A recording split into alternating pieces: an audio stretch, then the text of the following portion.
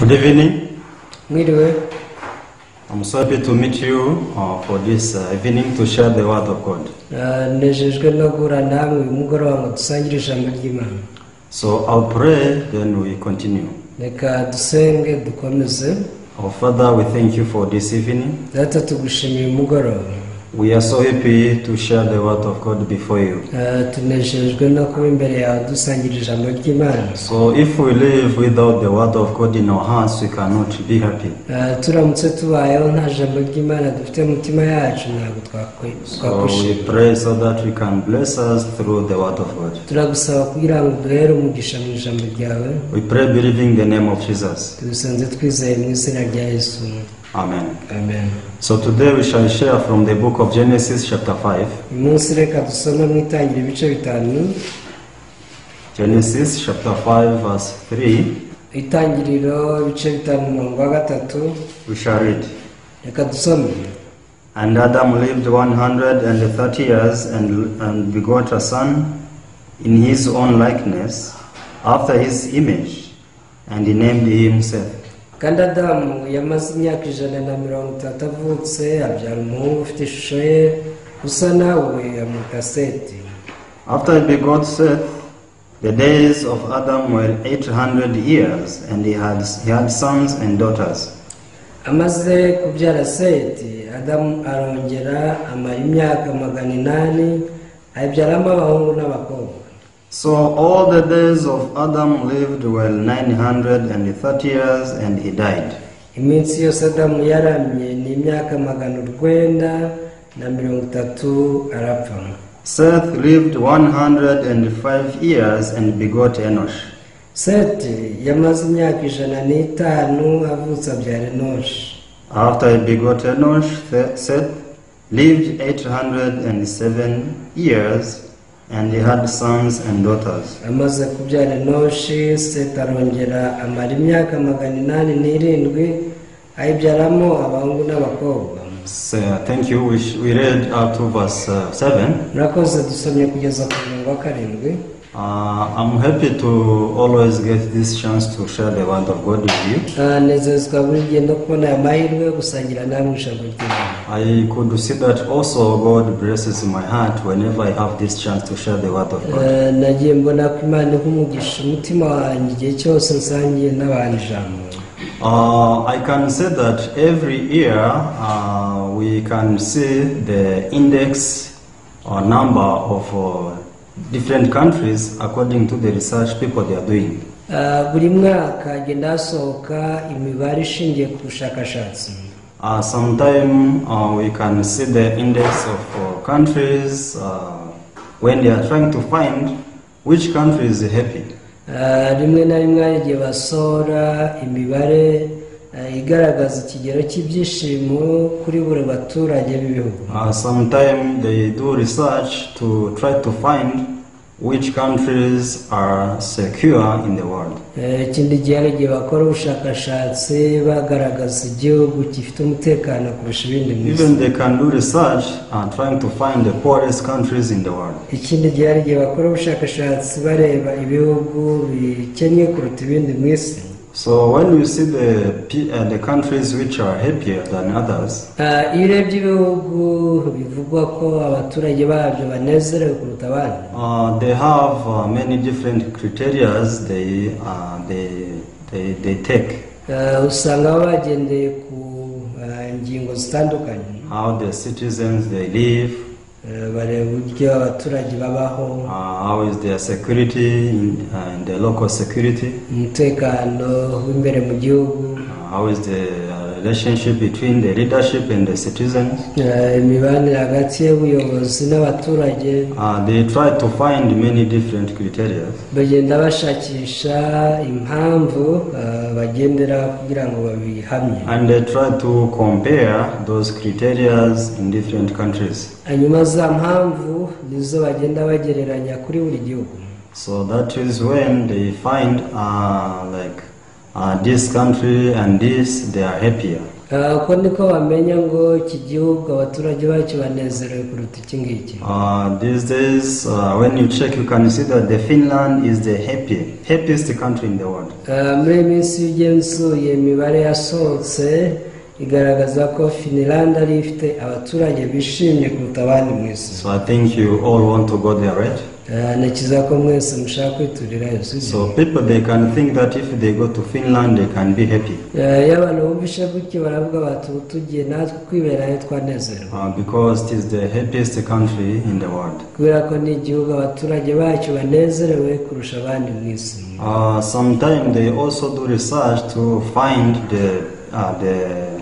which country which is the rate, suicidal rate is very high than others. Ikindi gihe hari igihe hakorwa ubushakashatsi ngo barebe igihugu gifite ikigero kiri hejuru cy'abaturage biyahura.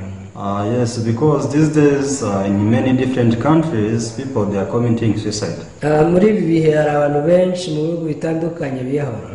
So we can see that in different countries, this suicidal rate is so high. Tubona ko mu bihugu bimwe na bimwe ikigero cy'abiyahura kiba kiri hejuru cyane.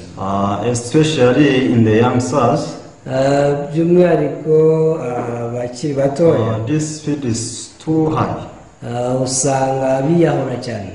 When we see like in Russia, byo mu Burusiya, many different countries in Asia, in America, in Europe. Ibihugu byinshi byo muri Aziya, byo mu Burayi ndetse no muri Amerika. So especially the countries which are well off, many people they die committing suicide. By'umwihariko ubona ibihugu byinshi kandi byakize abantu benshi bapfa kubera kwiyahura.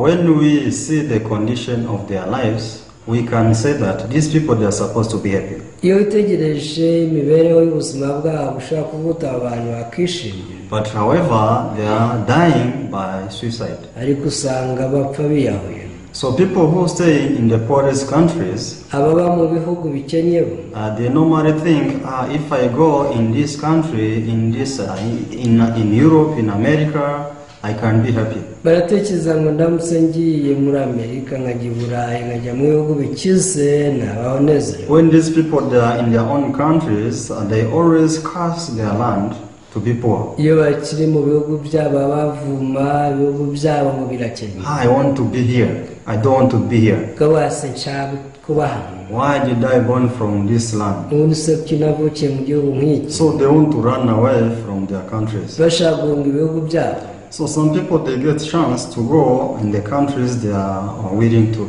Abagira amahirwe ko bakajya mu ibyo bihugu bifuzaga. So of course in their mother countries, sometimes even getting meal was difficult.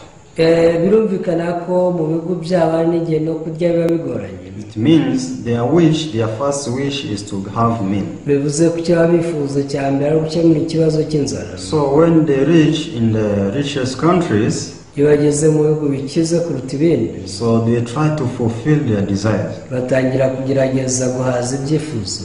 Because sometimes the cost of living is somehow cheap. Kubera ko ubuzima busa naho bworoshye bw'imibereho. So they can access most of things easily. Usanga bagera ku bintu byinshi bifuzaga mu buryo bworoshye. So they get shelter.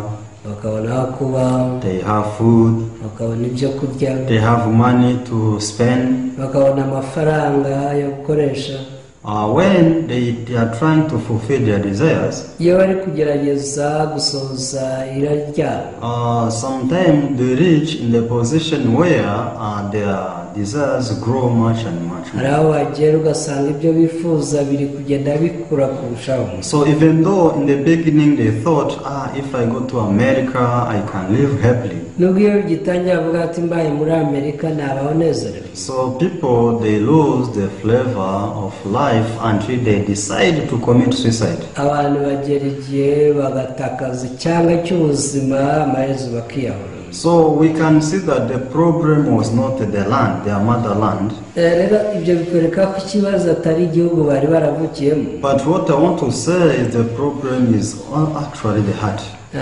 Icyo nshaka kubabwira ni uko ikibazo abantu baba bafite kiba kiri mu mutima. Because no matter where you can go, aho wajya hose, If your heart is not prepared, you cannot be happy. igihe umutima wawe utiteguye ntushobora kunezerwa. So if your heart is not in the position to be happy, whatever you can try to do, you cannot be happy. igihe umutima wawe utari mu nzira yo kunezerwa ntushobora kunezerwa ibyo wakora byose. So yes, in the Finland, people they are happy. n'ibyo muri Finland abantu baranezerwa. So you can go there, but if your heart is not ready, you can live miserable life. ushobora kujya rero ariko niba umutima wawe utari mu mwanya wo kunezerwa n'ubundi uzabaho ubuzima buteye. Because the way God created human being, uburyo Imana yaremye abantu, He created him until the source of happiness should come from God.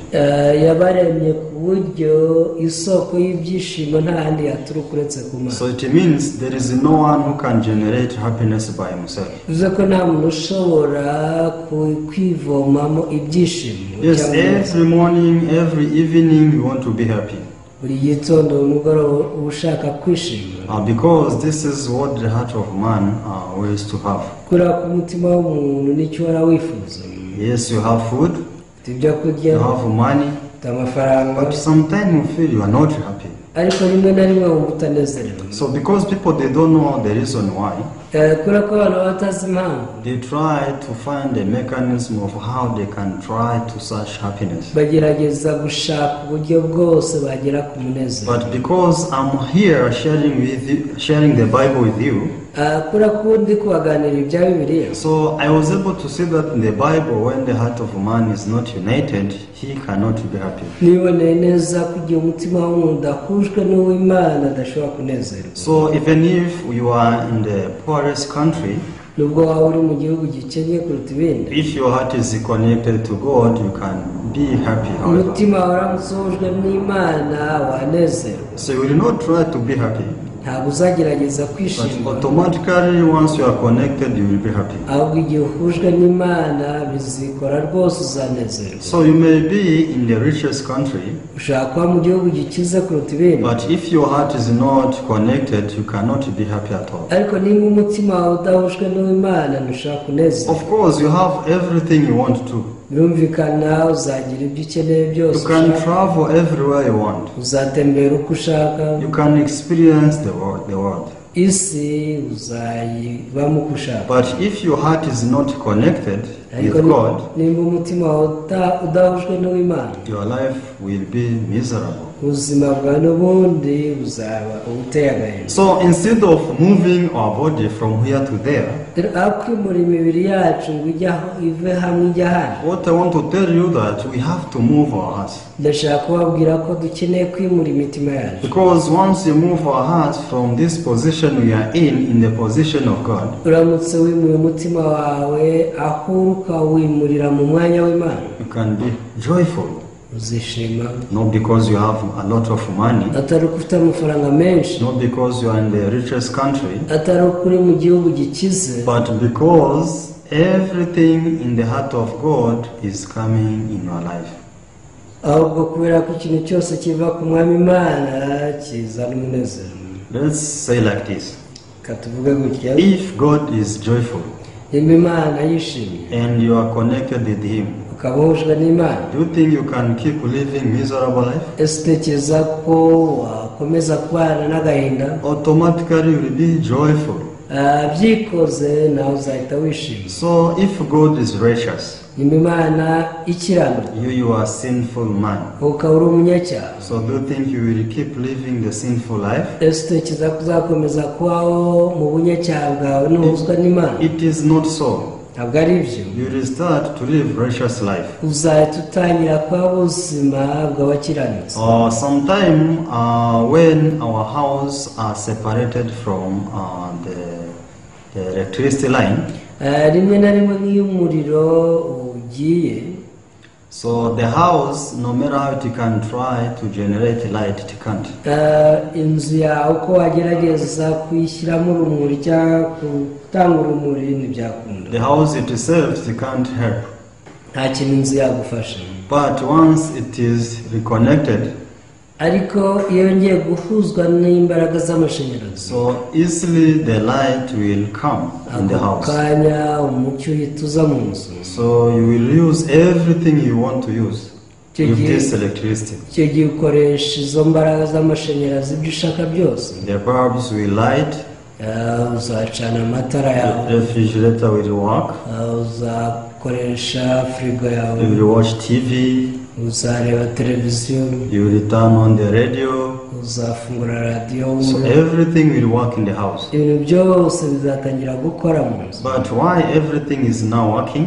ase kuki ubu biri gukora? It is because the house is connected to electricity line. ni uko inzu yawe yahujwe n'amashanyarazi. So one day the heart of man was disconnected from the heart of God. umunsi umwe umutima w'umuntu watandukanye n'Imana, Because when Adam was deceived by Satan, igihe Adamu yashukwaga na Satani, so we became like the house which is disconnected from the electricity line. twahindutse n'inzu idahujwe n'amashanyarazi. That is when man started to live in deep darkness. icyo gihe umuntu yatangiye kuba mu mwijima w'icuraburindi. So though we may try to move out from this darkness, we cannot defeat this darkness by ourselves. nubwo twagerageza guhunga uwo mwijima, ntabwo ku bwacu twabishobora. So since we are from Adam, we born with that darkness in our hearts. kubera ko dukomoka kuri Adamu, tuvukana umutima nk'uwo ucuza umwijima. So the reason why God wrote this Bible with 66 books. icyatumye Imana yandikisha Bibiliya n'ibi bitabo 66. So in the heart of God, God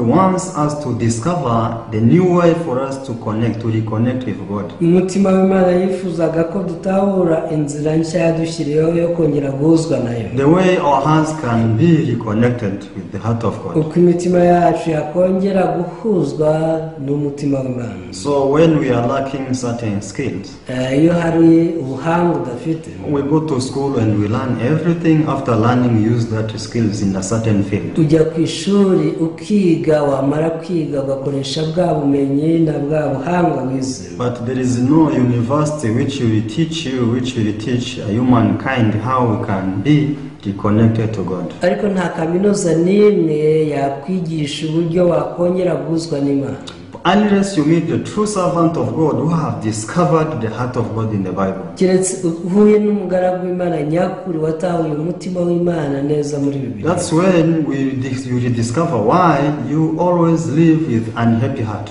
icyo ni cyo gihe uzatahura impamvu uba ufite umutima mubi, Why you always live with agony in your heart. umutima wuzuye agahinda n'umubabaro. Why you always live with sin and you live in the suffering from sin in your heart. umutima wuzuye kubabazwa n'icyaha. So you will not only discover this, ntabwo ari ibyo byonyine, you will discover how man can be reconnected with God once again. ahubwo uzanatahura uburyo umuntu yongera agahuzwa n'Imana. So this is what we read in the book of Genesis chapter 5. ibi ni byo twasomye mu Itangiriro ibice 5. So when we read this book of Genesis chapter 5, iyo usoma Itangiriro igice cya 5, so this is the genealogy of Adam. uru ni urubyaro rwa Adamu. Because as I told you, as Adam was separated from God. nkuko nabibabwiye, Adamu agitandukana n'Imana. So after Adam was separated from God, akimara gutandukana n'Imana, so on that day, from that moment, death entered and started to work in the genealogy of Adam. guhera ako kanya urupfu rwinjiye mu buzima bwe rutangira gukora. So that's why when we read this genealogy, iyo gusoma iby'urubyaro rwa Adamu, so we can see that people, they were born ubona ko abantu bavutse and they lived some period of time, bakabaho igihe runaka, but after that they died. hanyuma y'agahe bagapfa. We can see that death is being repeated in this genealogy of Adam. tubona neza ko nta kindi kisubiramo muri uru rubyaro uretse urupfu. Death. hano hose ni urupfu. He lived this period of time and he died. yabaye igiki n'iki arapfa. Adam was like that. adamu nuko yabaye, Seth was like that. seti nuko yabaye, Even Enosh was like that. enoshi nuko So byamugendekeye. continuously death kept on repeating in this genealogy. urupfu rwakomeje kwisubiramo muri uyu muryango, muri iki gisekuruza. But when we read the genealogy of Jesus in the book of Matthew chapter 1, ariko iyo ugiye muri Matayo igice cya mbere ugasoma urubyaro cyangwa se amasekuruza ya Yesu, we can read this book, Matthew chapter 1, dusome Matayo igice cya mbere, verse 1, and Matthew chapter 1, verse 1. Matayo igice cya mbere duhere ku murongo wa mbere.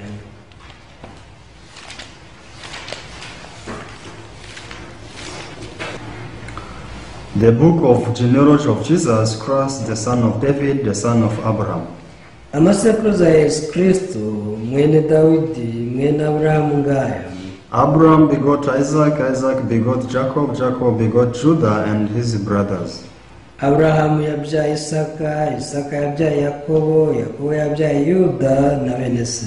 Judah begot Perez and Zerah by Tamar. Perez begot Hezron, and Hezron begot Ram. Yuda yabyaye Peresi na Zera kuri Tamari, Peresi yabyaye Hesironi, Hesironi yabyaye Ramu. Ram begot Aminadab, Aminadab begot Nahshon, and Nahshon begot Salmon. Ramu yabyaye Aminadabu, Aminadabu yabyaye Nashoni, Nashoni yabyaye Salmoni. Or when we see this genealogy of Jesus Christ, Iyo witegereje aya masekuruza ya Yesu Kristo, you will not see there is no one death appears in this genealogy. nta jambo urupfu ushobora kubona muri iki gisekuruza. Why? Kubera iki? Because when we reach in the genealogy of Jesus, only life stays forever. Impamvu ni ko ugeze mu gisekuruza cya Yesu nta kindi kibaho kitari ubuzima bw'iteka. There is no death in Jesus. Muri Yesu nta rupfu rubamo. So this is the reason why when we read this genealogy and you compare it with this genealogy of Adam, they are totally different. Niyo mpamvu iyo usomye amasekuruza ya Yesu n'igisekuruza cy'Adamu birahabanye cyane. When can people be joyful? None ni ryari abantu bashobora kwishima? So we are always born in this genealogy of Adam. Tuvukira muri iki gisekuruza cy'Adamu buri gihe. But as you have seen in this genealogy, only death is smelling. Ariko mwabibonye ko muri iki gisekuruza nta kindi kiyahumura kitari urupfu. So that is the reason why no matter how you may try to develop yourself, yet you are still in this genealogy. Niyo mpamvu ko wagerageza kwiteza imbere ariko ukiba muri iki gisekuruza. How can you be joyful? Ese ubwo wakwishima gute? How can you have hope of the future? Wagira ibyiringiro by'ejo hazaza gute? Yes, you will try to move from this country to another one. Nibyo uzagerageza kwimuka uve mu gihugu kimwe ujye mu kindi. But still your heart is still in this genealogy of Adam. Ariko umutima wawe ni wa wundi uracyari muri cya gisekuruza cya Adamu. So since your heart is still same, you will not have this true joy in your heart. Kubera ko umutima wawe utigeze uhinduka ntabwo uzagira ibyishimo by'ukuri. So what I want to tell you in this evening, icyo nashatse kubabwira uyu mugoroba, the will of God towards every one of us is to shift from this genealogy of Adam into the genealogy of Jesus Christ. ikimani dushakaho twese ni uko twimuka tuva mu gisekuruza cya Adamu twinjira mu cya Yesu Kristo. How beautiful it can be once we arrive in this genealogy of Jesus. Ese byanezeza bingana iki gihe umuntu yinjiye mu gisekuruza cya We Yesu? have already defeated the sting of death. Tuba tumaze kunesha urubori rw'urupfu. Because when we read the Bible, we can see that what we have seen, what we saw in Adam is only death. iyo dusomye Bibiliya tubona ko icyo twaboneye mu gisekuruza cya Adamu ari urupfu gusa. But when we come in the genealogy of Jesus, ariko iyo tugeze mu gisekuruza cya Yesu we can only get life. nta kindi tuhabonera uretse ubugingo. Because Jesus came in this world with this life, this everlasting life. Yesu yaje mu isi atuzaniye ubugingo budashira. He came to put this death at the end. yaje aje gushyira iherezo ku rupfu. So let's read the book of 1 Corinthians. Reka dusome urwa mbere rw'Abikorintho. 1 Corinthians chapter 15, urwa mbere rw'Abikorintho ibice 15 verse 21. mirongo makumyabiri n'umwe. Verse 21 says, makumyabiri na rimwe iravuga ngo For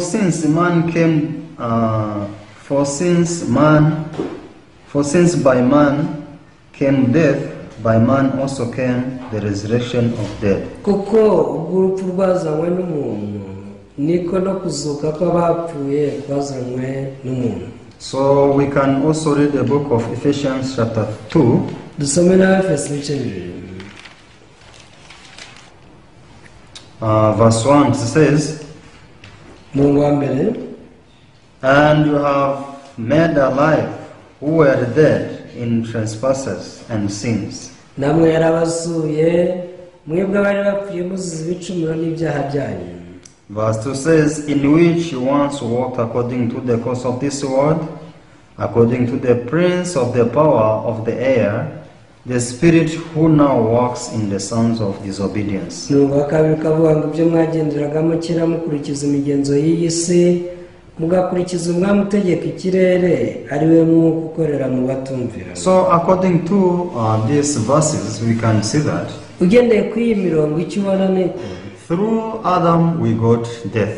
muri Adamu twarapfuye. How can you defeat death with your own strength? none wanesha urupfu gute n'imbaraga zawe? Yes, I know everyone wants to be in Jesus, ndabizi ko buri wese muri mwe ashaka kuba muri Yesu, but the problem is one. ariko ikibazo ni kimwe. Though we want to be in Jesus, nubwo waba ushaka kuba muri Yesu, but we don't follow the way God has set for us. ikibazo ntabwo dukurikira inzira Imana yadushyiriyeho. So everything has a certain clear way it must be done. ubundi ikintu cyose kiba gifite inzira itomoye kigomba gukorwamo. So the ship in the ocean, they don't just travel. The ship in the ocean, ubwato mu nyanja ntabwo bupfa kugenda. even though you cannot see it by yourselves, but there is a certain way, a certain road in the sea. nubwo utabona umuhanda mu mazi, ariko hari inzira runaka ubwato bukurikira. So in the air there is the way for the airplane. They don't just fly, however. mu kirere ntabwo indege zipfa kugenda gusa, nazo ziba zifitemo imihanda. So there might be the certain way for something to happen. hagomba kuba hari inzira rero ikintu cyose gifite kugira gikorwa. When you read the Bible, you can see that God established the clear way we must become righteous. niyo dusoma Bibiliya tubona ko Imana yadushyiriyeho inzira nyayo twahindukamo abakirana. The clear way we can move from the genealogy of death into the genealogy of life. iyi ni inzira itomoye, aho umuntu yimuka akava mu gisekuruza cya Adamu akinjira mu cya Yesu. So now we can see that by one man we became dead. ubu tubona ko kubera umuntu umwe twapfuye, But Bible is saying also by one man ariko biravuga ngo kubera undi muntu umwe we got life. twarazutse tubona So ubugingo. it seems that Bible is talking about something which has already happened.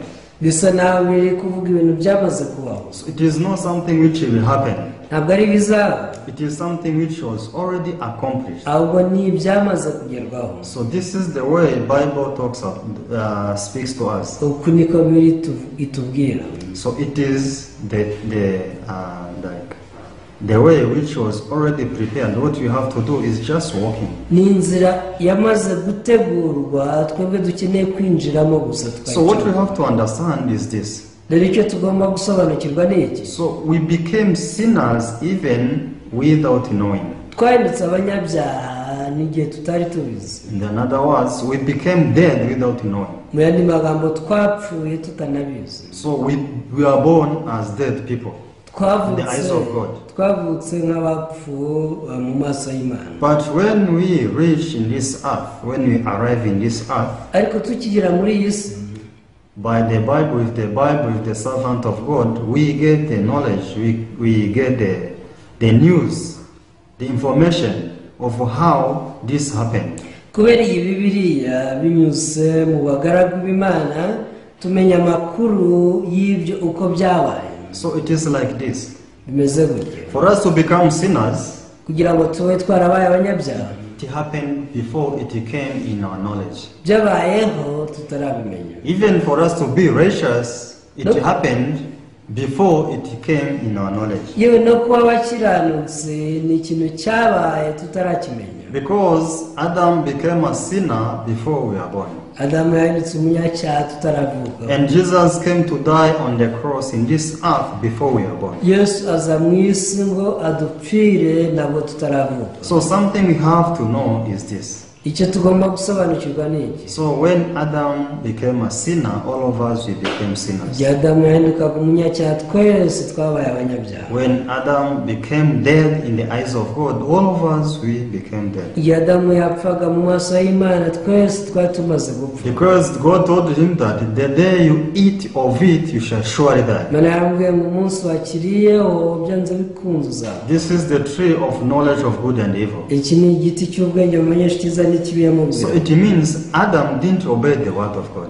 Bivuze ngo Adamu ntiyigeze yubaha ijambo ry'Imana. So since Adam didn't obey the word of God and he took the fruit and he ate it, bitewe n'uko Adamu atubashyira ijambo ry'Imana agafata ku iyo mbuto akayirya. because of his disobedience, he became dead according to the word of God. kubera kutumvira yarapfuye nk'uko ijambo ry'Imana ribivuga. So once we are born in this earth, we are born as dead people. iyo duvukiye mu Yesu tuvuka nk'abapfu. So after that, we get this news of how it happened. rero nyuma y'igihe nibwo tumenya amakuru y'uko byagenze. Yeah, even though in Adam we became dead, nubwo wapfuye ukiri muri Adamu, but there is something else God did for human being. ariko hari ikindi kintu Imana yakoreye umuntu. He sent Jesus more than 200 years ago. yohereje Yesu hashize imyaka irenga 2000. So Jesus came to move, to shift us from the genealogy of Adam, which is the genealogy of death,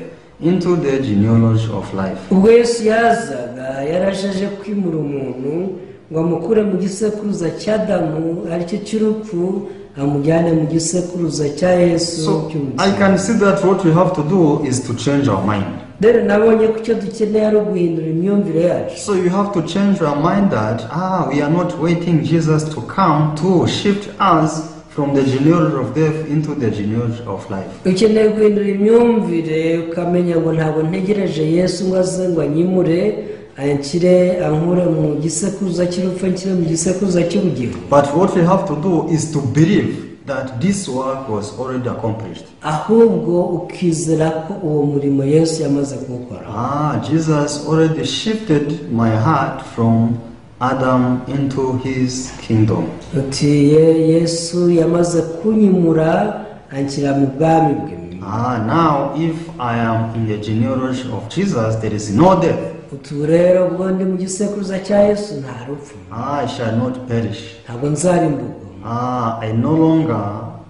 I'm no longer into the genealogy of Adam. ntabwo nkiri mu gisekuruza cya Adamu, Now I'm the son of God. ubu ndi umwana w'Imana Because Jesus made this for me. kubera ko Yesu niwe wankoreye. So I'm not the one to work so hard to become into the genealogy of life. si njyewe ugomba gukora ngo ninjire mu gisekuruza cy'ubugingo. But what people are doing today, ariko icyo abantu bakora uyu they munsi are trying to shift themselves. baba bagerageza kwiyimura.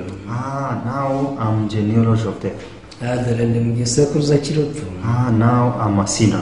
dore ndi umunyabyaha. As you know, Bible says the sting of death is sin. urabizi ko bivuga ngo urubori The sting of sin is death.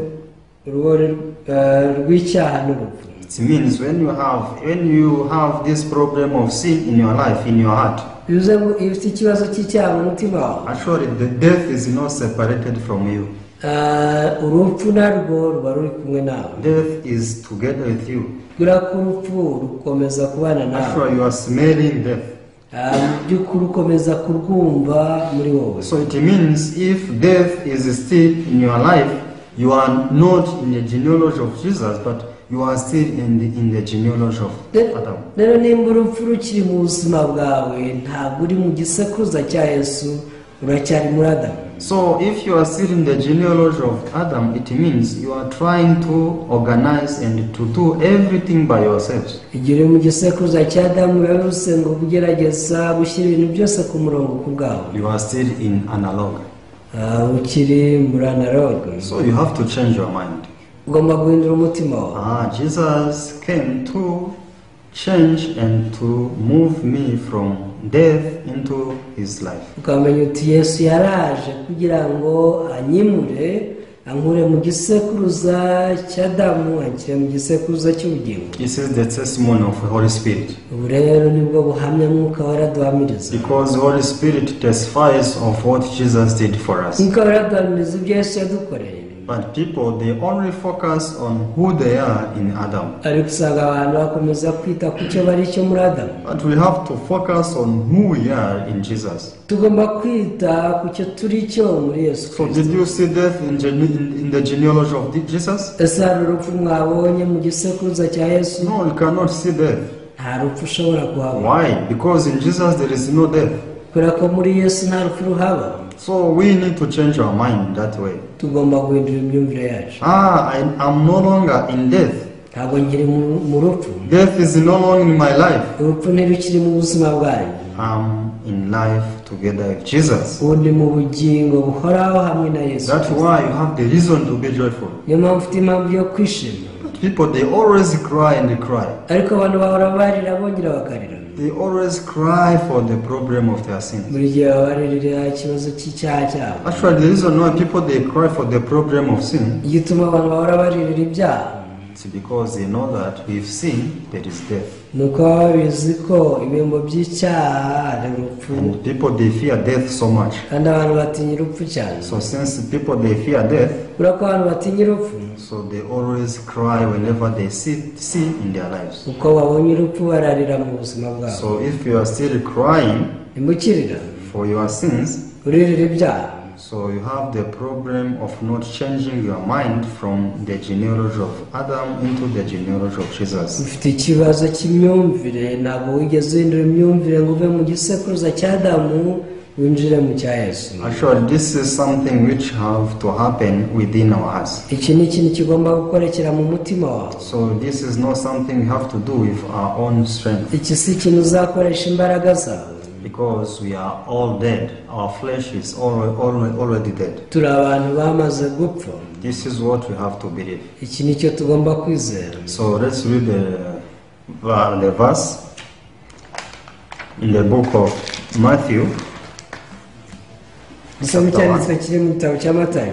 Matthew chapter 1, Matayo igice cya mbere verse 1. Matthew chapter 1, verse 21. Matayo igice cya mbere umurongo wa 21.